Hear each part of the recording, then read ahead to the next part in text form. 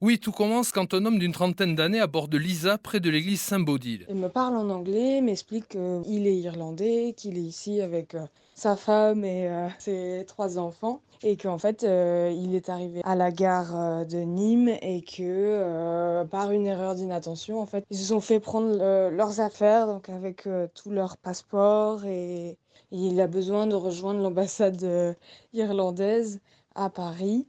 Sauf qu'il a pas de moyens, d'y aller parce qu'il a plus sa carte de crédit, des choses comme ça, quoi. Et voici ce que l'escroc lui propose. Il me dit, «Si vous voulez, je vous fais un virement, sur son téléphone». Donc il me montre son téléphone, il me montre son compte, il me montre le fait qu'il y a de l'argent dessus. C'est en livres du coup.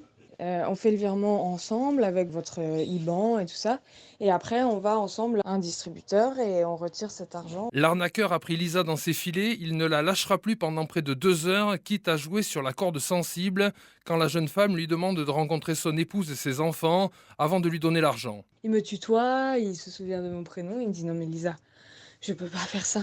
Ma femme, elle est déjà extrêmement humiliée de la situation». Je lui ai dit j'ai pris mon rôle d'homme, à 2 mains et je lui ai dit que j'allais réparer mon erreur parce que c'était moi qui avais merdé, au niveau de la surveillance des bagages. Il y a les 3 enfants à s'occuper et je lui ai juste dit que j'allais trouver une solution.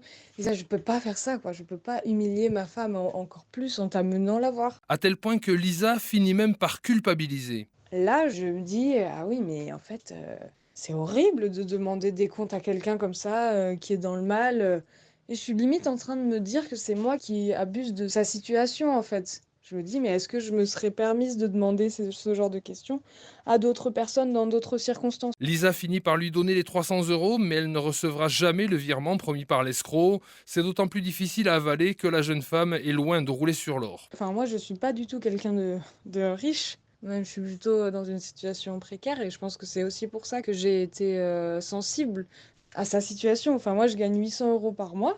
Je lui ai montré mon compte et je lui ai dit: «Regarde, je gagne pas beaucoup d'argent, tu vois? Pour moi, ce que ça représente, 300 balles, c'est énorme. Est-ce que tu te rends compte de ce que ça veut dire? Si tu mens là, ça va vraiment être, terrible pour moi après». Mais cet argument-là, un peu, moral, en fait, ça sert à rien pour ce genre de personnes.